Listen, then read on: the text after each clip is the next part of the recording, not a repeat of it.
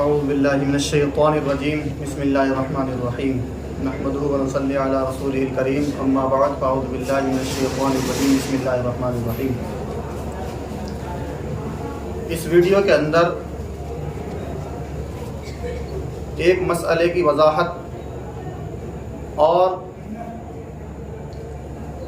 اس مسئلے کے تعلق سے وہ مسئلہ یہ ہے کہ اللہ ہر جگہ موجود ہے، یہ کہنا کیسا ہے، پہلے اس کی وضاحت اور جو اصل مقصد ہے ویڈیو کا۔ دیوبندی عالم مولوی الیاس بھمن نے جو اس کے بارے میں کہا ہے وہ کیا کہا ہے وہ آگے انشاءاللہ آ جائے گا۔ انہوں نے جو اہل سنت کے موقف کے خلاف جا کر کے فلسفیانہ تعبیر کی ہے اس کا رد ہے، یہ اس ویڈیو کا مقصد ہے۔ لیکن جو حضرات اس ویڈیو کو سنیں ان سے گزارش ہے کہ برائے مہربانی مکمل سنیں۔ انشاءاللہ جب مکمل سن لیں گے تو پوری وضاحت ہو جائے گی اور اس کا رد مکمل طریقے سے ہو جائے گا۔ تو سوال یہ ہے کہ یہ جملہ کہنا کیسا ہے کہ اللہ ہر جگہ موجود ہے۔ اب شرعی اعتبار سے یہ جملہ کہنا کیسا ہے، اس کا شرعی حکم کیا ہے وہ ملاحظہ کریں۔ دیکھیے عقائد کی تقریباً ہر کتاب میں موجود ہے کہ اللہ زمان اور مکان سے پاک ہے۔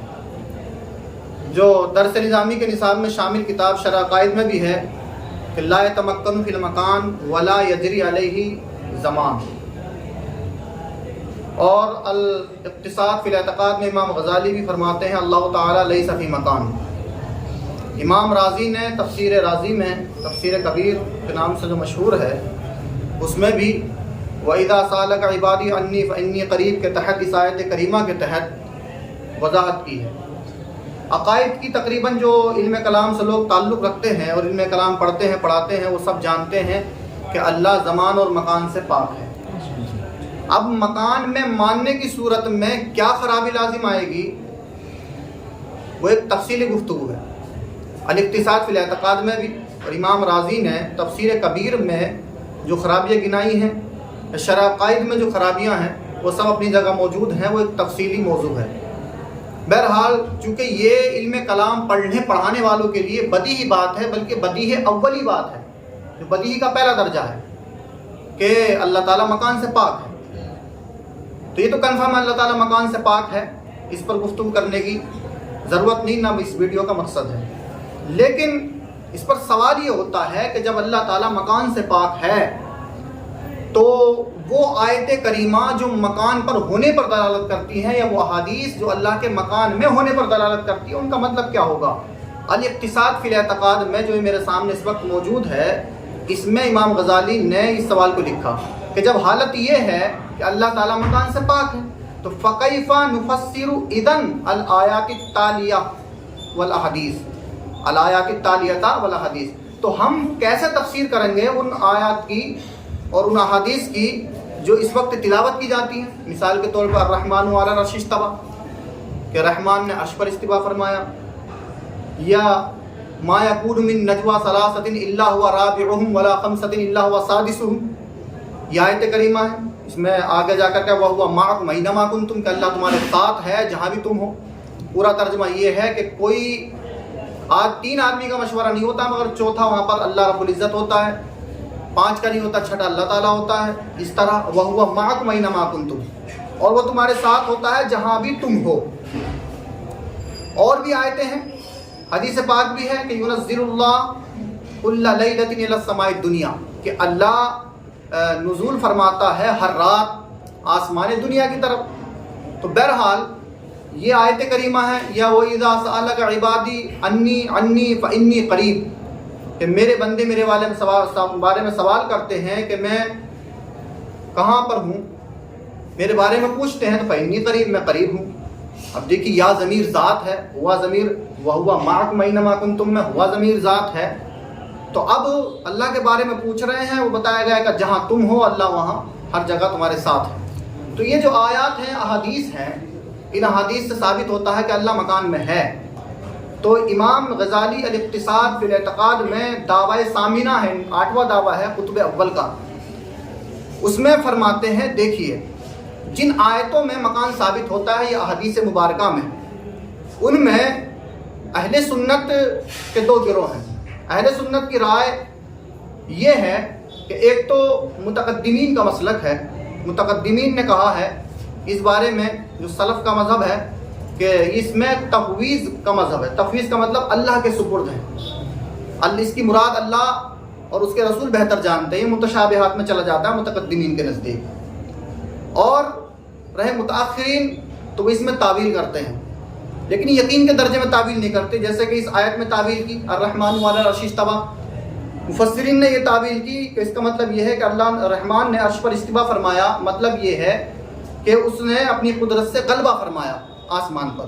اور اس حدیث جیسے کہ اللہ تعالیٰ ہر رات آسمان دنیا کی طرف نزول فرماتا ہے، اس کا مطلب یہ ہے کہ اللہ تعالیٰ کی رحمت نازل ہوتی ہے۔ اور جیسے کہ حدیث پاک ہے قلب المؤمن بین اصبعین من اصابع الرحمن، کہ مومن کا دل جو ہے رحمان کی انگلیوں میں سے دو انگلیوں کے درمیان میں ہے، یہ اشارہ ہے قدرت کی طرف۔ تو وَهُوَ مَعَكُمْ أَيْنَمَا كُنْتُمْ، جہاں پر بھی تم ہو اللہ تعالیٰ تمہارے ساتھ ہے، تو مطلب یہ ہے کہ اللہ کے علم سے باہر نہیں ہے اور اس قدرت سے کوئی باہر نہیں ہے۔ یہ متاخرین تعویل فرماتے ہیں عوام کو سمجھانے کے لیے، تاکہ عوام تشویش میں نہ پڑے۔ تو یہ متقدمین اور متاخرین اہل سنت کا موقف آپ کے سامنے میں نے واضح کیا۔ اما الغزالی، اقتصاد میں امام غزالی کیا فرماتے ہیں اس کے تعلق سے، کہتے فیقول، لوگ اس معاملے میں نسبت کرتے ہوئے ان آیتوں کی طرف جو مشابہت پر دلالت کرتی ہیں، کہ مکان سے مشابہت پر دلالت کرتی ہیں، دو فریق ہیں۔ ایک تو عوام ہیں، وہ یہ سمجھتے ہیں کہ ظاہری معنی سمجھتے ہیں، یا اقتصاد کا میں نچوڑ بیان کر رہا ہوں، پوری تفصیل کے ساتھ بتانے کا اور وہ وقت نہیں ہے۔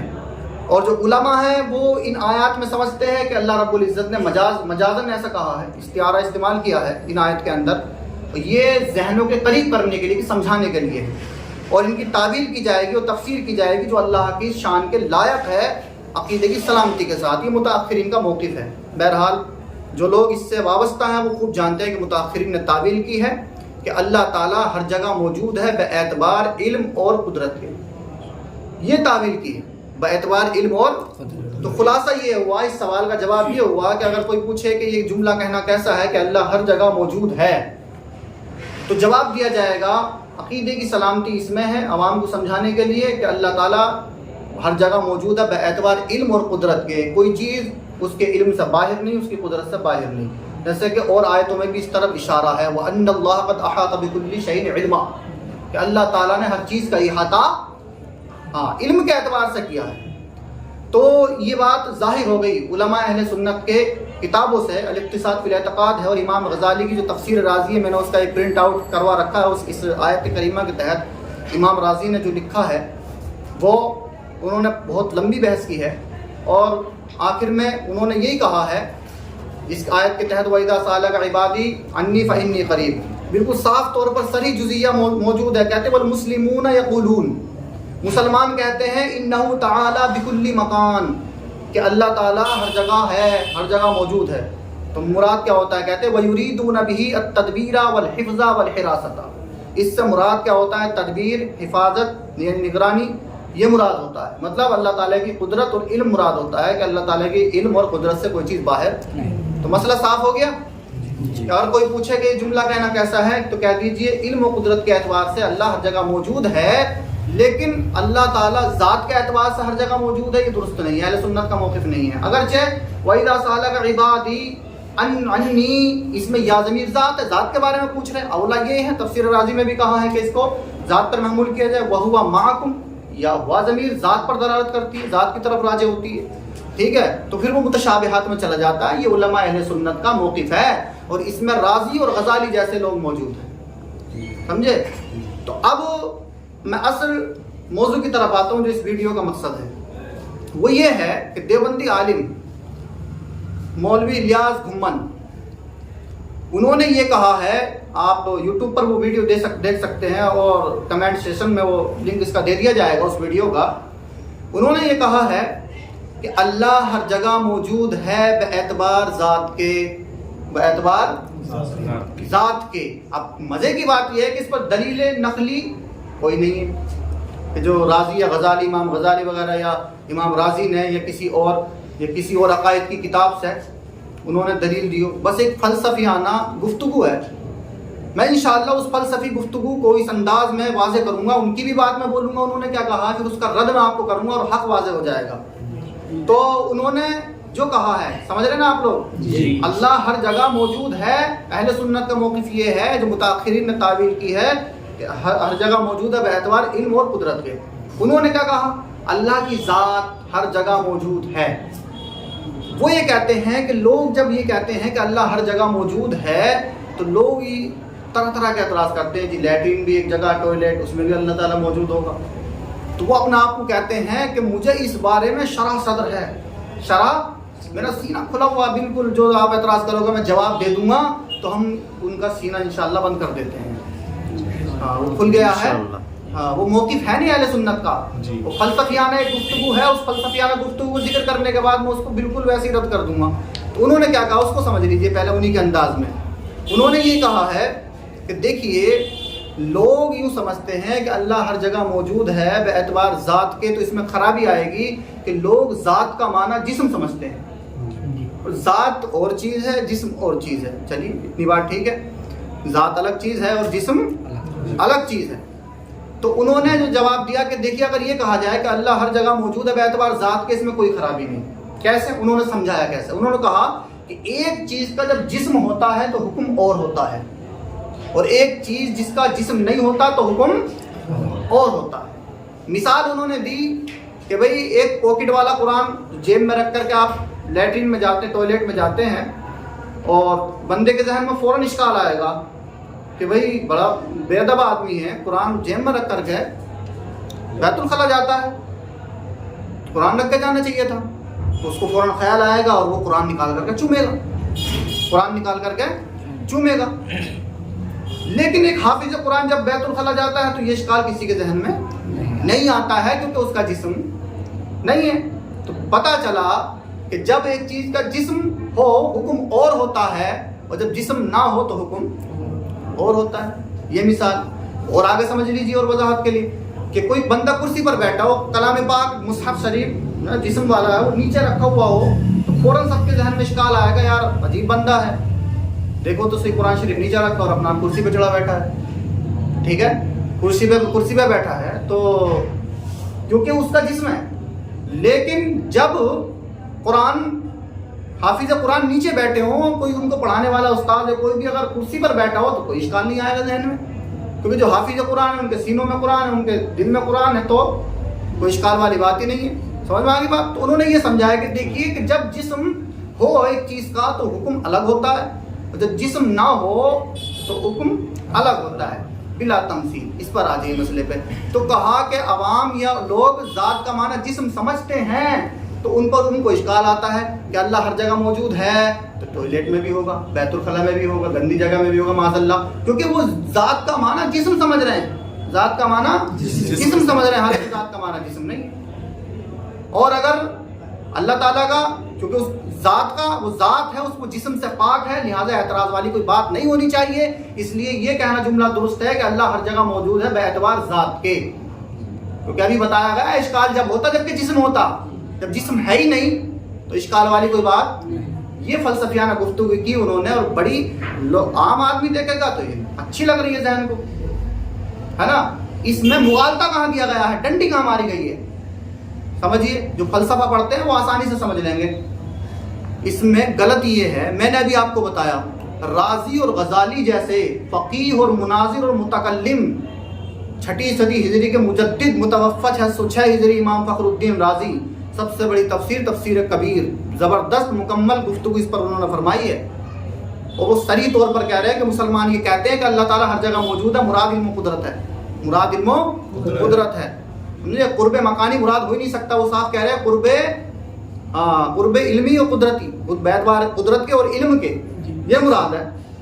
آخر کچھ تو وجہ ہوگی وہ کہہ رہے ہوں گے. سنیے بات یہ ہے، ہم مانتے ہیں کہ ذات الگ ہے، جسم الگ ہے، لیکن جب ہم یہ کہتے ہیں کہ اللہ تعالیٰ ہر جگہ موجود ہے باعتبار ذات کے، تو خرابی کیا ہوگی خرابی یہ ہوگی کہ ذات کے ساتھ جسم کا معنی اس لیے سمجھ میں آ رہا ہے کہ جب ہم نے فلسفے کی کتابیں اٹھائی ہیں اور مکان کی تعریف کی دیکھی ہم نے مکان کی تعریف، تو مکان کی تعریف کے میں بہت سارے مذہب ہیں، لیکن قابل قدر صرف 3 مذہب ہیں، قابل قدر 3 مذہب ہیں، میں ان کو ذکر کیے دیتا ہوں۔ ایک ہے فلاسفہ مشائین کا موقف، فلاسفہ مشائین کا موقف، وہ کہتے ہیں مکان کہتے ہیں جس میں حاوی کی سطح باطن جو مماس ہو جس میں محوی کی سطح ظاہر سے، سمجھے؟ پوری تفصیل سے سمجھانے کا وقت نہیں ہے۔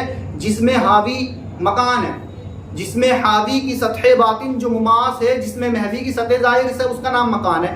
اتنا سمجھیے کہ اس کے اندر مکان کس کو کہا گیا؟ جس میں حاوی کی سطح باطن کو۔ تو مکان جس میں حاوی کی سطح باطن کا نام ہے، تو جس میں حاوی، جس میں جسم کا لفظ آیا، یہ ایک تعریف ہے مکان کی۔ یہ تو فلاسفہ مشائین کا موقف ہے۔ فلاسفہ اشراقیین جو ہے، افلاطون کے جو متبعین ہیں، یہ تو ارسطو کے ماننے والے ہوتے ہیں مشائین، جو اشراقیین ہیں وہ افلاطون کے پیروکار ہوتے ہیں۔ وہ یہ کہتے ہیں مکان نام ہے بعد موجود مجرد عن المادہ۔ بعد آپ جانتے ہیں جسم کی صفت ہے، بعد کون قبول کرتا؟ جسم۔ بعد موجود مجرد عن المادہ کا نام مکان ہے، تو اس میں بھی بعد کا نام آیا۔ اور تیسرا مذہب ہے مذہب متکلمین، وہ بھی یہ کہتے ہیں کہ بعد کا نام مکان ہے، لیکن بعد موہوم مانتے، وہ وہمی بعد مانتے، بعد موہوم مجرد عن المادہ۔ اشراقیین اور متکلمین کے مذہب کے مطابق جو ہے بس تھوڑا سا فرق ہے، وہ بعد کو موجود مانتے ہیں اشراقیین، اور متکلمین ہمارے جو متکلمین ہیں، متکلمین اسلام، وہ کیا کہتے ہیں کہ بعد موجود نہیں ہے، موہوم ہے۔ یہ 3 تعریفیں قابل قدر ہیں۔ غور کیجئے کہ پہلی جو مشائین کی تعریف ہے اس میں کہا گیا کہ مکان جس میں حاوی کی سطح باطن کا نام ہے، تو جس میں حاوی کی جو سطح باطن اس کا نام مکان ہے۔ اور ان کے ہاں بود بھی جسم کی صفت ہوتی ہیں۔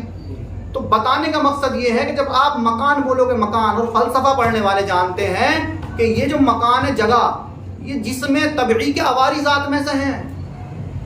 متکلم اسلام مولوی الیاس گھمن صاحب اگر وہ فلسفہ سمجھتے ہیں، فلسفہ اگر جانتے ہیں، تو خدا کے واسطے یہ تو بدیہی بات ہے کہ جو مکان اور جگہ ہے یہ جسم طبعی کے عواری ذات میں سے ہے۔ جسم طبعی کے، ہاں، جسم کے ساتھ مکان کی ضرورت کس کو ہوتی ہے؟ جسم کو۔ جسم کی صفت کہہ لیجئے، جسم کی صفت ہوتی ہے مکان، جسم کے عواری ذات میں سے۔ فلسفے کی ہر کتاب میں، کوئی سی بھی کتاب، ہدایت الحکمت جو چلتی ہے، یا ہدیہ سعیدیہ ہے اس کی شرح ہدایت الحکمت کی میب ہی، یا آپ کوئی سی بھی کتاب اٹھا لیجئے، وہاں جسم طبعی کے عواری ذات میں سے مکان ہے۔ تو بھائی جب کوئی کہے گا کہ اللہ ہر جگہ موجود ہے، ٹھیک ہے، اللہ کی ذات ہر جگہ موجود ہے، ذات کا معنی ہم جسم نہیں کرتے، لیکن لازم یہ آئے گا کہ جب جگہ بول دیا گیا تو سمجھ میں یہ آئے گا، کیونکہ جسم کے عواری ذات میں سے مکان ہے، تو سمجھ میں یہ آئے گا کہ اللہ کا جسم ہے۔ یا تو اصطلاح متعین کر دیجئے، کوئی ایسی اصطلاح دکھا دیجئے کہ جو وہ جسم کی صفات سے خالی ہو مکان کے معنی میں۔ تو جسم میں بتاتا ہوں کس طرح ثابت ہوتا ہے اس گفتگو کے بعد میں، آپ سمجھ گئے ہوں گے کہ جسم جب ہم کہیں گے کہ اللہ ہر جگہ موجود ہے بے اعتبار ذات کے، جب یہ کہہ دیا نا ذات ہر جگہ موجود ہے، ارے یہی تو جھگڑا ہے، ذات ہر جگہ موجود ہے، جسم تو خود بخود ثابت ہو گیا، کیونکہ جگہ جو بول رہے ہیں آپ، جگہ وہ جسم ہی کی صفت ہے، جسم ہی کی صفت ہے، جسم طبعی کا عواری ذات میں سے ہے۔ فلسفہ پڑھنے والے، عقائد اور کلام سے تعلق رکھنے والوں کے لیے بات نظری نہیں ہے، بدیہی ہے، بلکہ بدیہی اولی بات ہے، وہ جانتے ہیں کہ جسم طبعی کا عواری ذات میں سے مکان ہے، تو اس طرح جسم ثابت ہوگا۔ آپ جو کہہ رہے ہیں نا مجھے شرح صدر ہے، ارے شرح صدر کہاں کو ہو گیا؟ یہ غزالی جیسے، امام غزالی جیسے اور فخر الدین رازی جیسے لوگ غیر جانبدارہ ہو کر کے آپ اس کو دیکھیے، اس موقف کو ایسے نہیں انہوں نے تعویل کی ہے، ورنہ امام غزالی نے مقاصد الفلاسفہ، تحافۃ الفلاسفہ، الاقتصاد فی الاعتقاد، بڑی بڑی کتابوں کے جو علم کلام سے تعلق رکھتی ہیں وہ مصنف ہیں۔ مقاصد الفلاسفہ، تحافۃ الفلاسفہ ان کی کتاب ہے فلسفے کے اندر، اور فخر الدین رازی سبحان اللہ کیا کہنے، نرالی شان ہے، انہوں نے صاف کہا ہے کہ مسلمان جو کہتے ہیں کہ والمسلمون یقولون انہ تعالی بکل مکان، کہ مسلمان جو کہتے ہیں کہ اللہ ہر جگہ موجود ہے، تو مراد یہ ہے کہ باعتبار علم و قدرت کے، یہ متاخرین کی تعبیر اس لیے کی گئی ہے تاکہ سمجھیں، ورنہ وہ کہتے تھے کوئی دقت نہیں ہے، اتنے بڑے فلسفی تھے وہ، کہتے تھے کوئی دقت نہیں ہے، اللہ تعالیٰ ہر جگہ موجود ہے باعتبار ذات کے، کوئی قباحت نہیں ہے اس میں، ٹھیک ہے۔ پھر غیر مقلدوں نے کون سا ظلم کر لیا، کہہ دیا تو اللہ تعالیٰ عرش پر ہے باعتبار ذات کے، تو یہ بات غلط ہے۔ اس پر اور مکان پر ہونے میں کیا خرابی آئیں گی میں نے اس کو چھیڑا ہی نہیں ہے کیونکہ لمبا موضوع ہو جائے گا. جو حضرات اس کو ویڈیو کو سنیں گے شروع سے لے کر آخر تک وہ انشاءاللہ سمجھ جائیں گے کہ حق موقف اہل سنت کا جو ہے وہ یہی ہے اور وہ غلط ہے. جو وہ کہتے ہیں کہ اللہ تعالیٰ ہر جگہ موجود ہے باعتبار ذات کے، ذات کے ہر جگہ موجود ہو اسی میں تو خرابی ہے. جو تمام یہ الاقتصاد میں یا فخر الدین رازی نے اس کے اندر یہ شرح قائد میں علامہ صاحب الدین تفتزانی نے بیان کی ہیں. تو جسم ثابت ہو رہا ہے اگر باعتبار ذات کے اللہ کو ہر جگہ مانو گے تو جسم ثابت ہو رہا ہے. پھر وہ متشابہات میں نہیں جائے گا. جو آپ کہہ رہے ہیں کہ بات یہ صاف ہو گئی، مجھے اس پر شرح صدر ہے، شرح صدر نہیں ہے، یہ دھوکہ ہے شیطان کا. اس نے آپ کو بس بسا ڈال دیا. ورنہ اتنے بڑے بڑے علماء اس کے تعلق سے میں حوالے کے بول رہا ہوں اور آپ نے فلسفیانہ گفتگو کی، میں نے بھی فلسفے کے انداز میں ہی آپ کو بتایا ہے. آپ غور کیجئے، مکان کا کوئی بھی معنی ایسا نہیں ہے. مکان عرفی لے لیجئے، مکان عرفی بمانے یہاں تک آپ جہاں بیٹھے جو آپ کو یہاں تک کیا ہوا ہے مکان عرفی ہے. یہ جس پر استقرار ہو اس کو مکان عرفی کہتے ہیں. سب جسم کے عوارضات میں سے ہیں، سب جسم طبیعی کے عوارضات میں سے ہیں. تو یہ مسئلے کا حل ہو گیا اور انشاءاللہ یہ میری پہلی ویڈیو ہے اور اس کے آگے بھی ان کی جو فلسفیانہ گفتگو کسی بھی عبارت میں موجود ہے انشاءاللہ فلسفیانہ انداز میں ہی ان کو جواب دیا جائے گا اور یہ واضح کیا جائے گا کہ ان کو دھوکہ کہاں لگا ہے. دھوکہ کہاں لگا ہے بس کسی طرح میں اللہ سے دعا کرتا ہوں یہ ویڈیو ان کے پاس پہنچ جائے. ٹھیک ہے، دھوکہ کہاں ہوا ہے ماں حوالے بتایا جائے گا. رد صرف فلسفیانہ وہ تو بات ہوگی فلسفے کے انداز میں، فلسفیانہ گفتگو کی ہے تو رد بھی ویسے ہی ہوگا لیکن حوالہ دیا جائے گا. میں ان سے کہوں گا کہ اس کو فوٹو کو ایڈٹ کر کے اس پر کے لگا دیں. الاقتصاد فی الاعتقاد کا جو ہے صاف لکھا ہوا ہے کہ اس کی کیا تعویل ہے، غزالی کیا کہتے ہیں، اہل سنت کی رائے کیا ہے، معتزلہ کی رائے کیا ہے. ٹھیک ہے، اور اللہ تعالیٰ سے دعا کرتا ہوں ان کے لیے بھی جو لوگ جو غیر مذہب سے تعلق رکھتے ہیں اللہ تعالیٰ ان کو ہدایت عطا فرمائے اور حق سمجھنے کی توفیق عطا فرمائے. آمین ثم آمین بجاہ نبی کریم صلی اللہ علیہ وسلم.